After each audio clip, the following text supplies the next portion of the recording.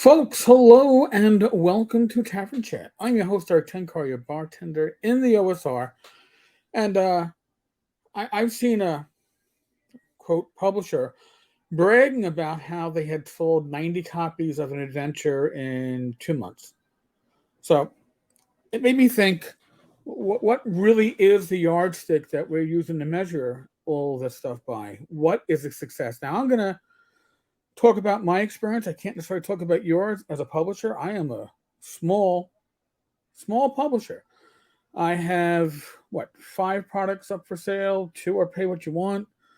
Two are issues of the Torchlight zine. The other is Swords and Wizardry Continual Light. By the way, Continual Light will be kickstarting this summer. New layout, new cover, tweaks a few things. Doesn't change. If you already have Swords and Wizardry Continual Light, you don't necessarily need to get Continual Light. I'd appreciate it. Don't get me wrong. But you probably don't need it. Now, why am I bringing this up? Well, look, hey, Swords of Wizardry Continual Light is a gold bestseller on DriveThru RPG. It means I've hit certain sales numbers over the years. This launched back in October of 2017. October 16th of 2017, to be exact. So, it's been up for 4.5 years. What are my sales numbers for this? What figures are we looking at on Swords and Wizardry Continual Light? And by the way, I'm going to show you some print numbers too.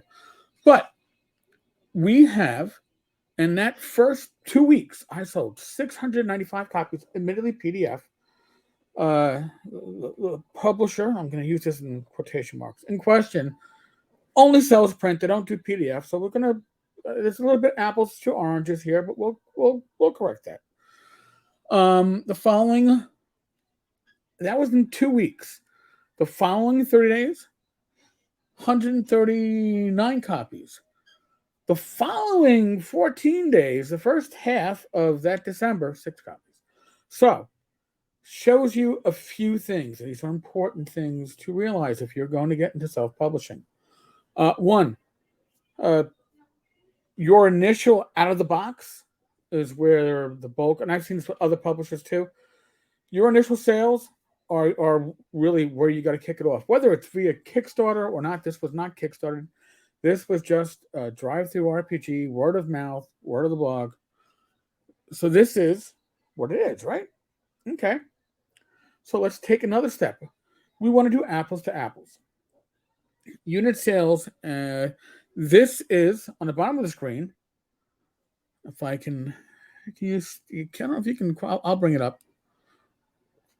This is from October and this October, November, December. We're not going to worry about December, but you can see sales drop off, right?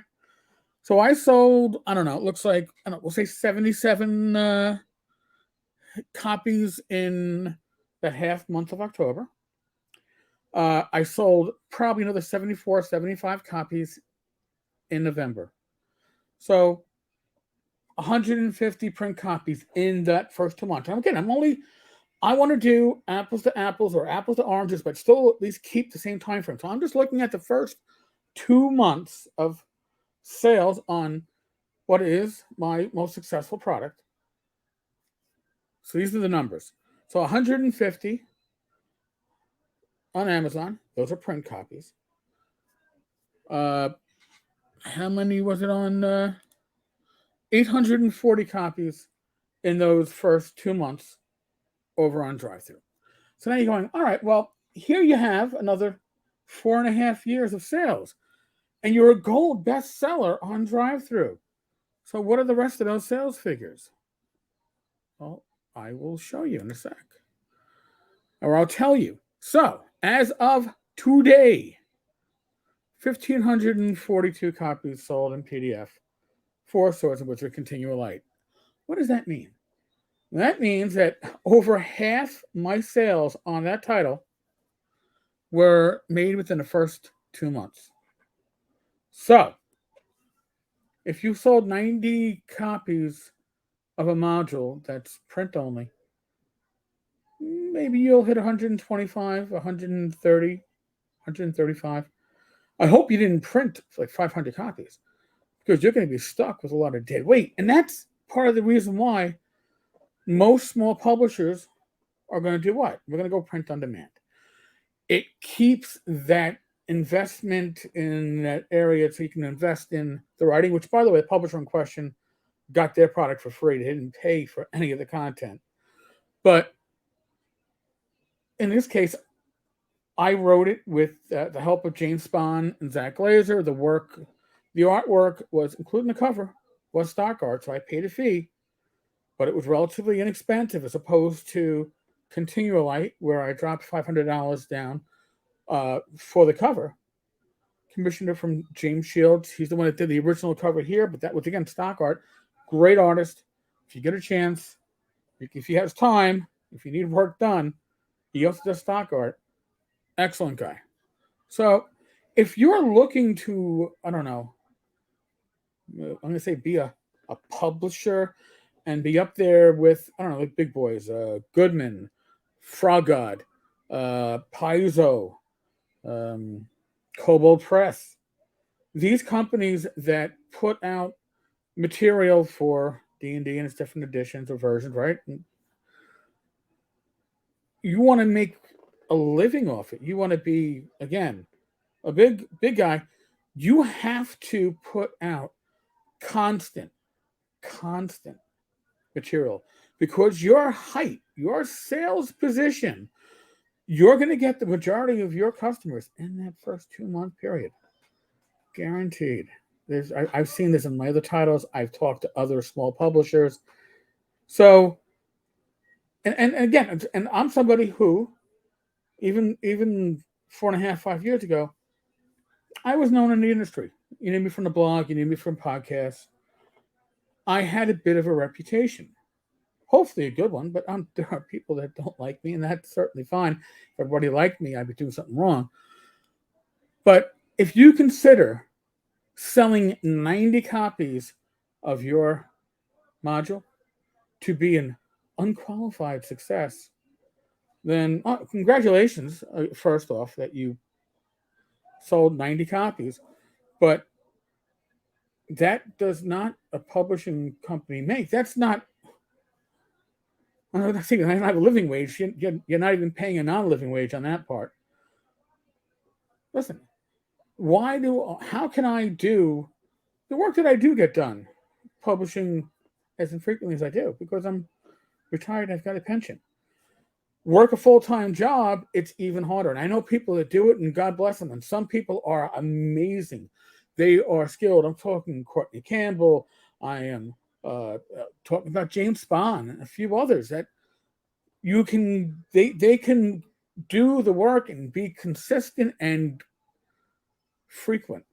They can put out material and it is all good. This is what makes a publisher. I don't consider myself a publisher. Okay, this is it's barely even a side gig. I make more money via affiliate sales than I've ever made on publishing. I actually have talked to some publishers that are hobby publishers, and my affiliate sales, and I'm just going to count drive-through affiliate sales, dwarfs their profits. Maybe not their direct, not their sales numbers, but the profits, because you have to remember too. If you're, all right, say you're commissioning a local company to print your material.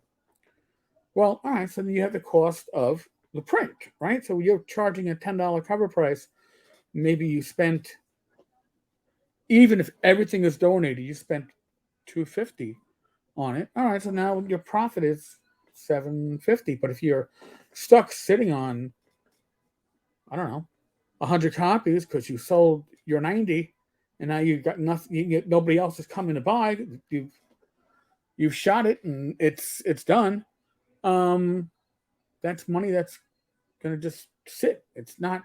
You can't use it. It's already spent. You're not going to get money back on it for a while.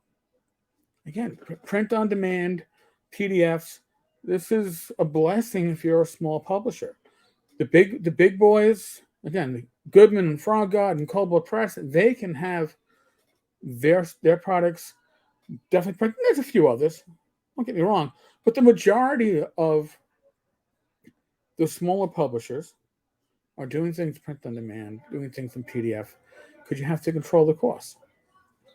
But in any case, so between the two, and between PDFs and physical copies, I sold approximately 1,000 copies of Swords and Wizardry Continual Light in those first 2 months. And I'm very happy about that. It's not paying a bill, certainly not paying a bill now. So selling 90 copies in 2 months is something to brag about? Not really. I mean, it's something to be happy about, don't get me wrong. You could have sold no copies. That would have been sad. But that does not a publisher make. Again, I'm a gold seller on drive-through, and I probably sell about 5 to 10 copies in PDF a month for Swords of Wizardry Continual Light. It's not paying bills. So, just a little, peek behind the screen. I thought folks would find it interesting. Again, I don't hide. I come out. You ask me questions, I'll give you the answers if I know them. I'm also the person, if I don't know the answer, I'll tell you, I don't know.